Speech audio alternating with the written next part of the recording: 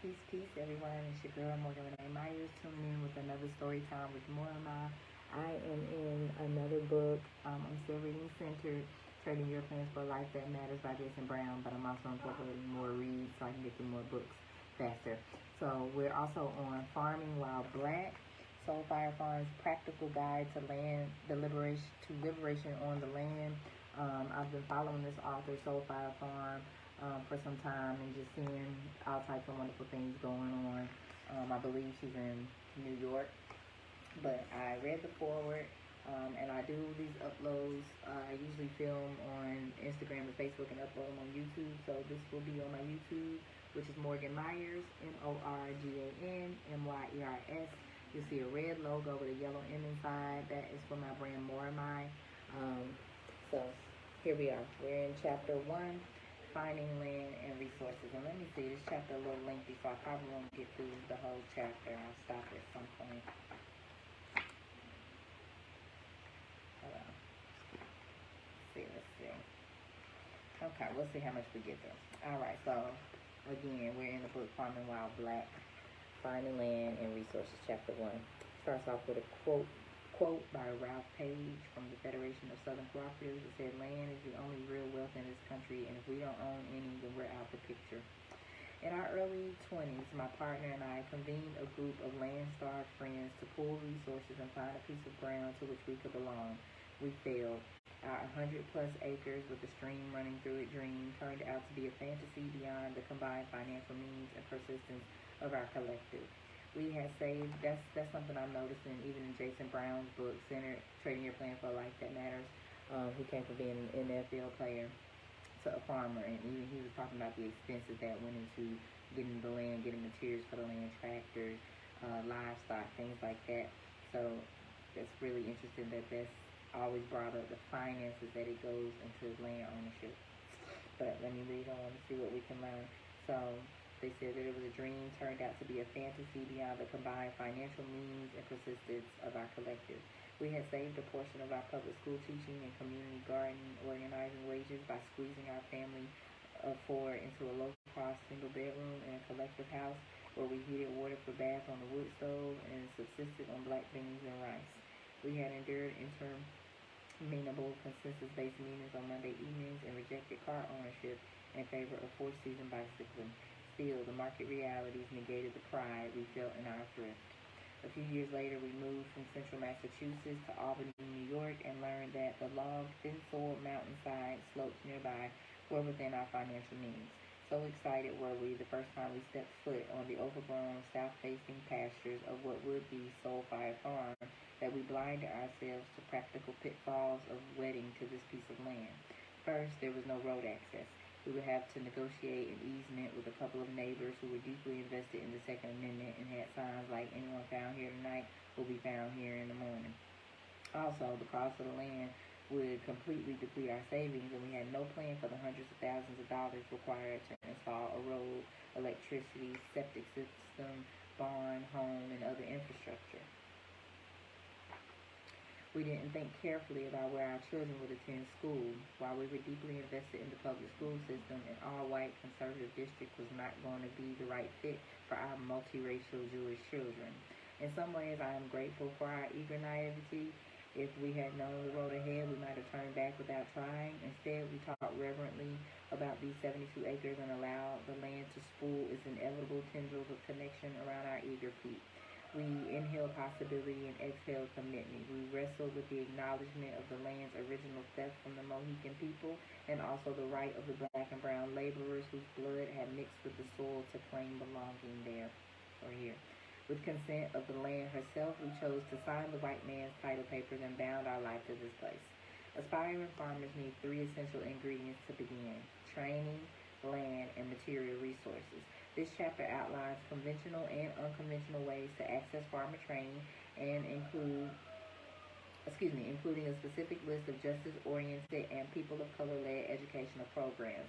And that's what I'm enjoying about this book, because it's going to provide certain resources. So Farming While Black, if you don't know nothing about farming, if you're just a gardener, if you have little to no interest, if, just understanding the system or understanding why so many people aren't going this route because of some of difficulties, and it gets uncomfortable.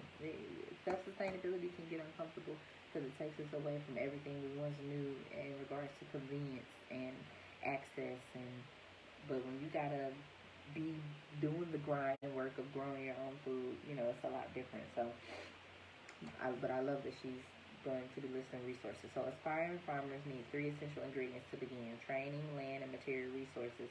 This chapter outlines conventional and unconventional ways to access farmer training, including a specific list of justice-oriented and people of color-led educational programs. It explores ways of accessing land, from squatting and informal lease agreements to buying and owning rural land. The chapter explains the state, federal, and private sources of funding for new farmers and discusses ways excuse me. Oh, salud. This chapter explains the state, federal, and private sources of funding for new farmers and discusses ways to tap into our communities and networks for alternative funding. Because our people were often excluded from mainstream farmer programs, we have had to create our own systems of mutual support. We uplift and learn from the examples of New Communities Land Trust, Caribbean Susu, Kabahi River Colony, and the Rap Road community. All right, accessing land. We begin this chapter with the most daunting prerequisite for farming: access to land. As a result of decades of discrimination by the USDA, white supremacist violence, and legal exploitation of air property, black people have been almost entirely dispossessed of our land.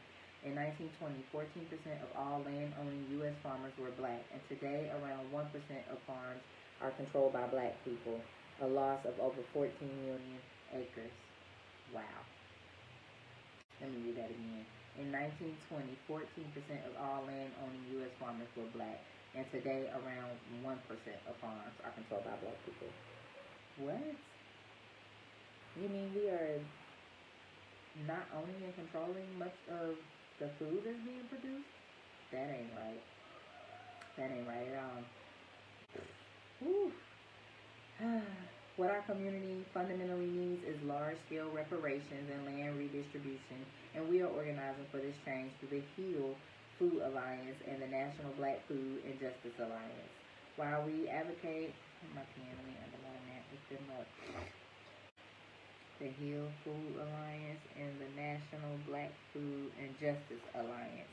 While we advocate for a long-term shift to the structural root causes of unequal land distribution, there are several strategies we can use in the near term to work within and outside of the system to access land.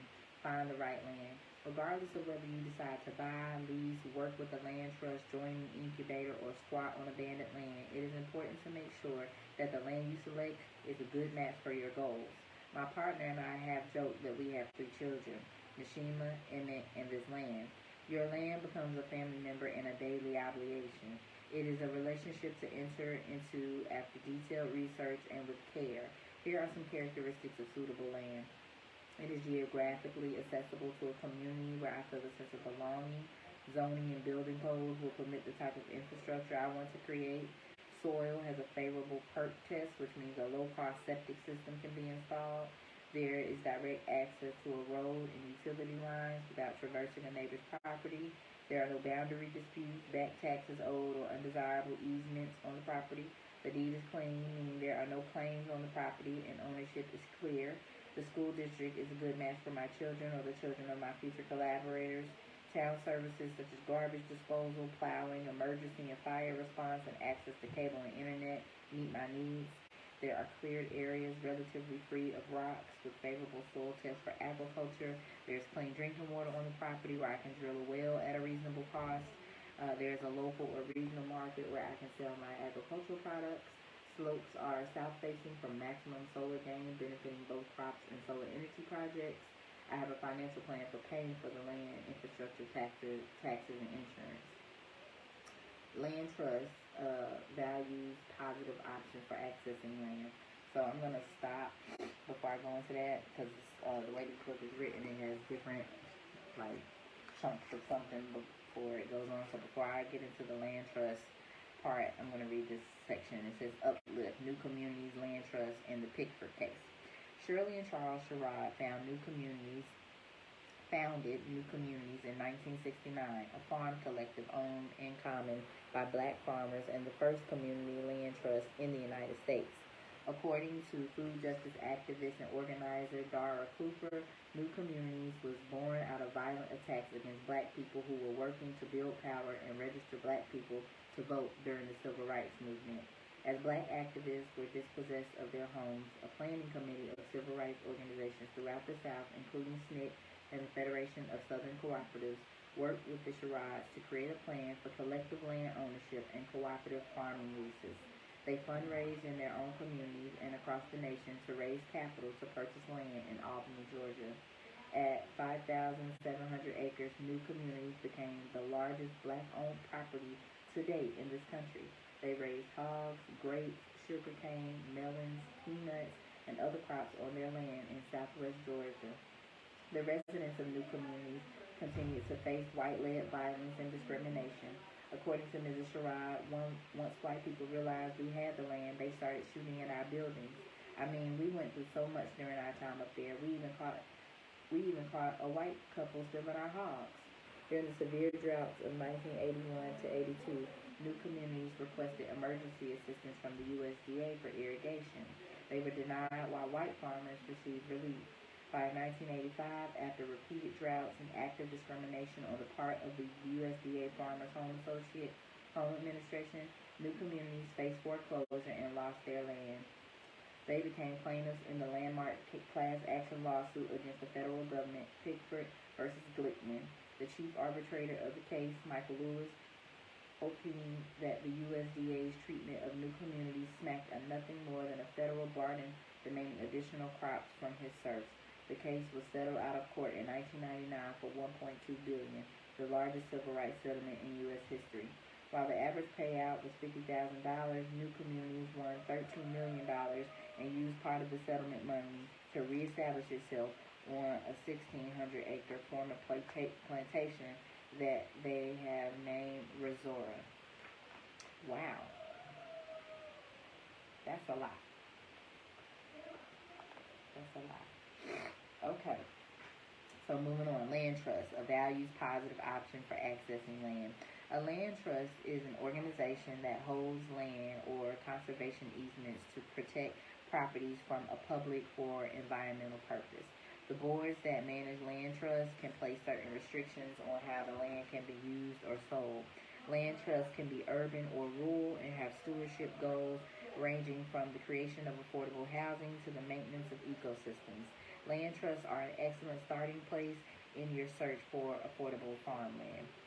The Black Family Land Trust, BFLT, in Durham, North Carolina, is the only land trust in the nation dedicated to preserving black farmland. Let me underline that. Okay, Durham. I'm from North Carolina. The Black Family Land Trust in Durham, North Carolina, is the only land trust in the nation dedicated to preserving black farmland.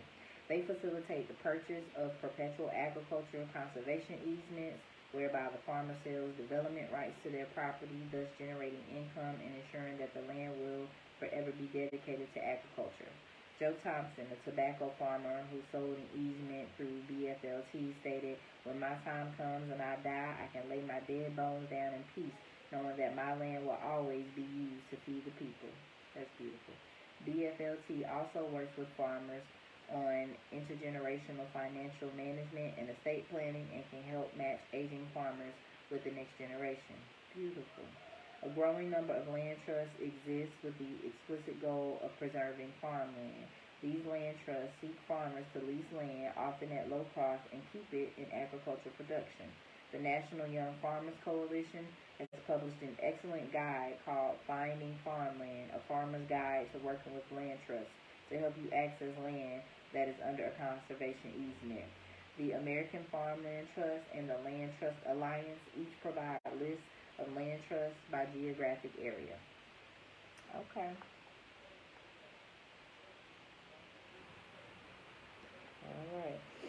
What it said, the American Farmland Trust and the Land Trust Alliance each provide lists of land trusts by geographic area.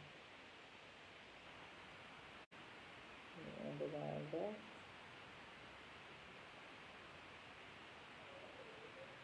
Yeah, highlighter.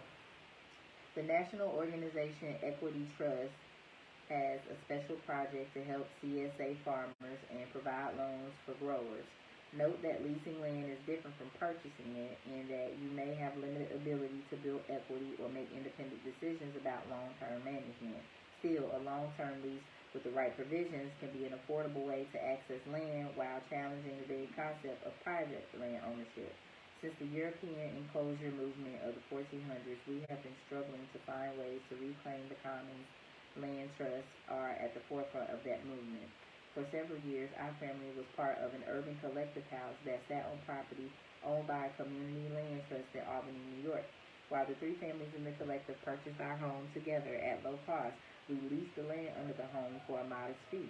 Further, we were restricted in resale of the home to make sure that the housing stayed affordable and would not go to absentee landlords or speculators. Urban land trusts are growing and can support community members in finding affordable housing and garden space. The National Community Land Trust Network can connect you with your local urban land trust. Okay.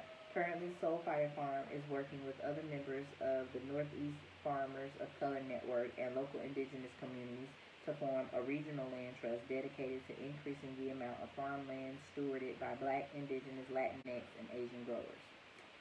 Squatting and temporary land tenure. When our family first moved to the south end of Albany, we had no land access. Soil contact was essential to my soul craft, and earth-pulled vegetables were a non-negotiable part of our parenting philosophy, so we had to act.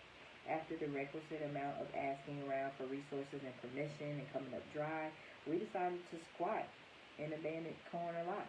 Together with neighbors, we cleaned up the trash, planted fruit trees, established garden beds, and built an earthen bread oven for community potlucks. We kindled fires for the oven using the giant bow drill operated by a dozen people pulling the rope back and forth until friction-induced smoke curled up from the hearth. Then we loaded the oven with the harvest of our modest lot, root vegetables, cornbread, and herb fish, and shared the bounty with one another over stories and laughter. As at the time, we did not know about adverse possession law, which allows trespassers to actually become owners of the land after a certain number of years of open, exclusive, and continuous possession, including the payment of taxes.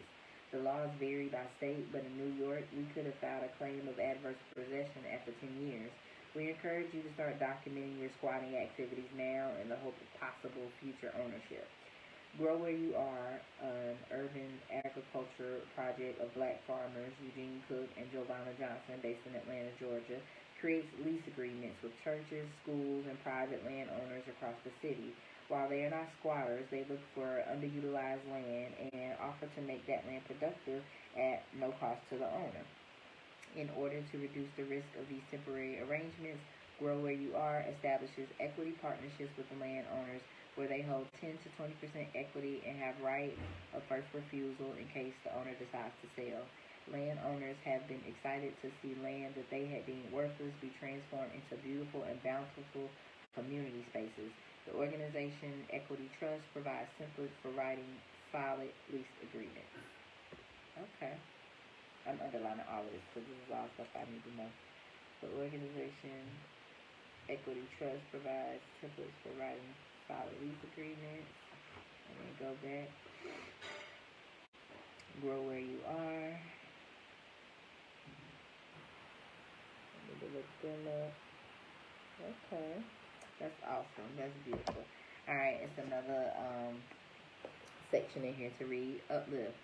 Combahee River Colony. During the Civil War, several hundred African American women living in the Gullah/Geechee communities of South Carolina and the Georgia Sea Islands founded the Combahee River Community. These women courageously refused to work for white people while their husbands went off to join the Union Army. I know that's right. They found and occupied abandoned farmland, grew crops, and took care of one another. The sale of their cotton and handicrafts sustained them. The Combahee River Colony became known as an example of Black women's independence, perseverance, and collective spirit, and operated free from white oversight. I love this. In 1974, Barbara Smith founded the Combahee River Collective, a Black lesbian feminist organization. The collective highlighted the ways that the white feminist movement was not addressing the particular needs of black women. The name of the collective was inspired by both the Combahee River military campaign, planned and led by Harriet Tubman on June 2nd, 1863, which freed 750 enslaved people, and the Combahee River colony. Wow, gotta look that last part up. Huh.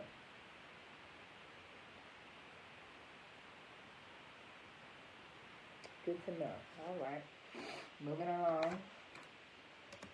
So, land link, keeping black land in the family. The average age of a farmer today is 58, and the average age of a black farmer, the average age of a farmer, just any farmer, today is 58, and the average age of a black farmer is 62. We are an endangered species and risk losing both land and intergenerational wisdom if we fail to act. Unfortunately, I was infected with the frontier mentality when it came to finding land and imagined that the only course of action was to start a new project entirely from scratch. It would have been wiser to connect with the retiring farmer and infuse new life into an existing project. I'm taking notes, baby. When I get done with this, I'm going to go back and write stuff in my notebook. It would have been wiser to connect with the retiring farmer and infuse new life into an existing project. So I've had people that I know that are landowners. When I talk about my desire to own land and homestead and do stuff, they always invite me to come to their land and help out on their land, because farming on a mass scale, gardening to a bigger extent than just your backyard, having acres, it's a lot to tend to, especially if you have livestock and your plan is to grow crops for self-sustainability and or to sell.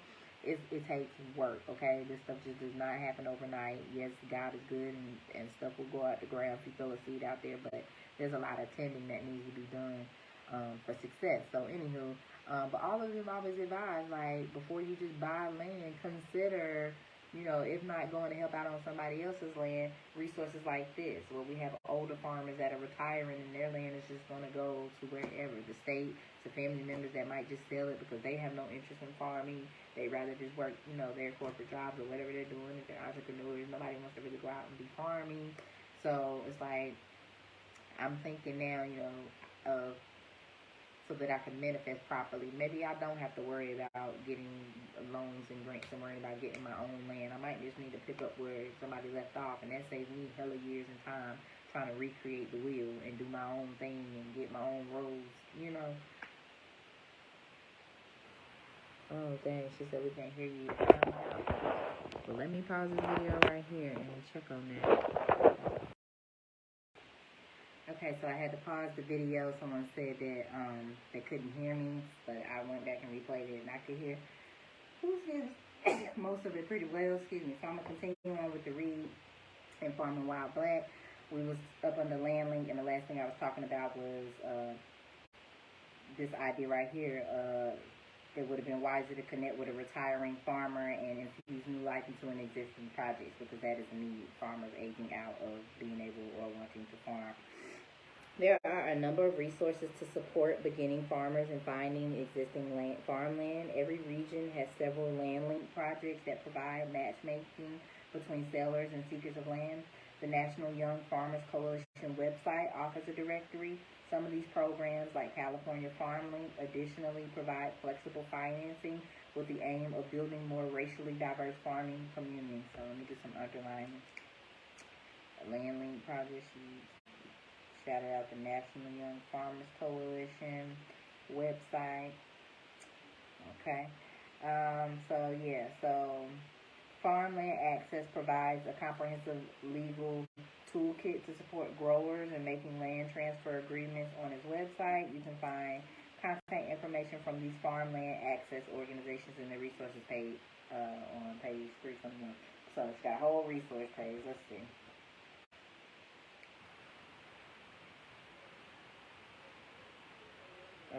Whole page of resources of different people to reach out to if you're interested in garnering access to land and becoming a farmer. Alright, farm incubators, supported startup. Farm incubator programs are designed for new farmers with plenty of field experience but little or no management experience. The farm incubator provides the new farmer with land, access to farm infrastructure, marketing support, and mentoring for a modest fee. The farmer leases these resources for a limited amount of time, from 1 to several years, and then graduates the business to its own land. The National Incubator Farm Training Initiative maintains a database of incubator programs in North America and tips for applying. While not led by people of color, which, as the next session discusses, can lead to problematic arrangements, the most reputable farm incubator programs in the nation include Agriculture and Land-Based Training Association in California, the Intervale Center in Vermont, Minnesota Food Association, New Entry Sustainable Farm Project, Massachusetts, and the Seed Farm, Pennsylvania. Farm Skills Training. An attendee at a recent Black Latinx Farmers Immersion at our farm shared a story of their experience as a volunteer farmer through the WOLF, or Worldwide Opportunities on Organic Farms program. They lived in their own camping tent, worked for no pay without much tutelage, and ate the meager rations provided to them in exchange for their labor. The arrangement was all too reminiscent of the exploitation of their ancestors, and they decided to leave. Many aspiring black farmers find that opportunities for agricultural training range from culturally irrelevant to blatantly racist. Small farm training in the U.S. often demands that learners give up their bodies and labor for free or cheap to a landowner who provides instruction under the title of an apprenticeship or a work exchange. For many black people, women in particular, the generational trauma of this arrangement is unbearable, and they choose alternative career paths. While I deeply appreciate the mentorship and kindness of the farmers with whom I trained as a young person, I too endured rural isolation, racial microaggressions, unlivable wages, and cultural loneliness during my time on the land. Tragically, there are very few rural farm training programs in the U.S. led by people of color. Those of which we are aware are shared in the sidebar as are university programs and farm apprenticeships that may be white-led but have an explicit racial justice commitment. Search your region for other people of color-led projects on Natasha Bowen's Color of Food Map. Additionally, screen farm job descriptions that are posted on Good Food Jobs, ATTRA, and the Growing Food and Justice Listserv. Contact information for these organizations can be found in the resources section on 321. So I love that. Scholarship opportunities to pursue agricultural studies. National Black Farmers Association Scholarship Program.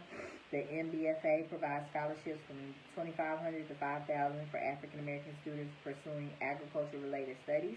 And then the USDA 1890 National Scholars Program. This program offers full tuition, room and board, and employment to U.S. citizens to attend one of the 1890 historically black land-grant institutions in Tuskegee University to study agriculture, food, or natural resource sciences and related majors. Wow. Self-study. While the value of mentorship is undeniable, we must also themselves to read with scavenged scraps of text and at great personal risk. There are free and low-cost online courses available through ATTRA and the Cornell Small Farms Program. Okay.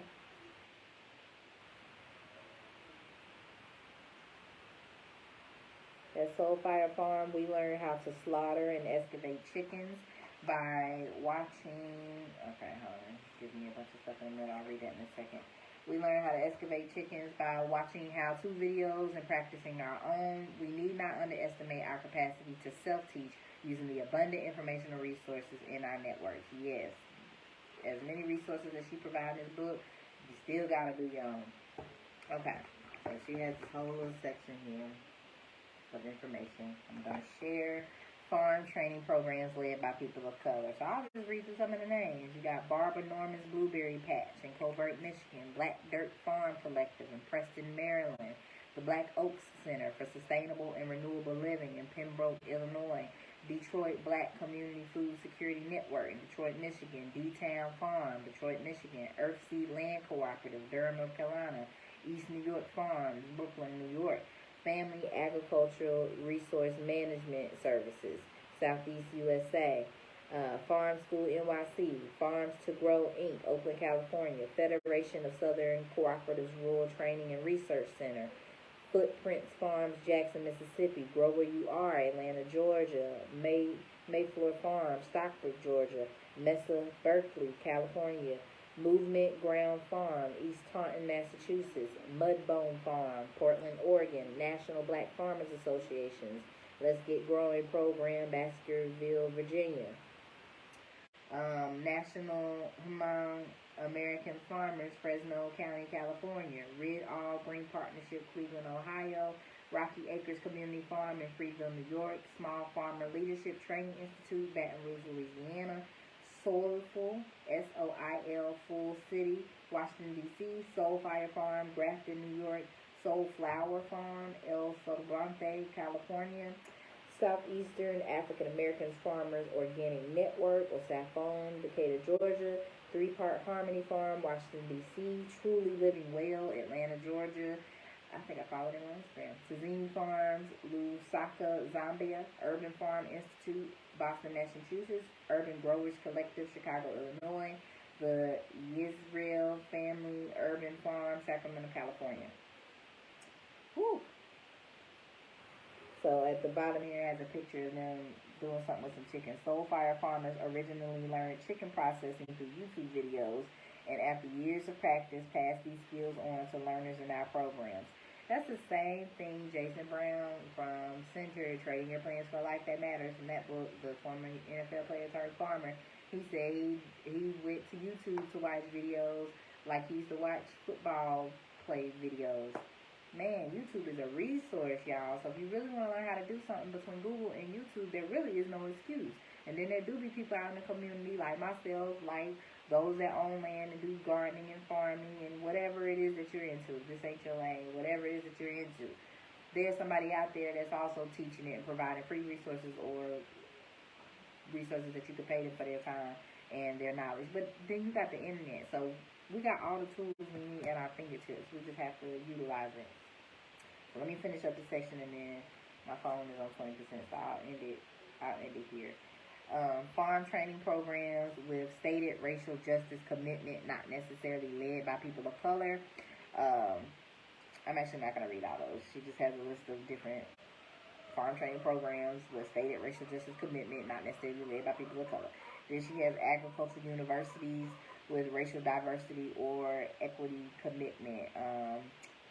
Alabama A&M University College of Agricultural Life and Natural Sciences, the Southern University Agriculture Research and Extension Center in Baton Rouge, Louisiana, the Sustainable Agriculture Consortium for Historically Disadvantaged Farmers Program, and then Tuskegee University, Alabama.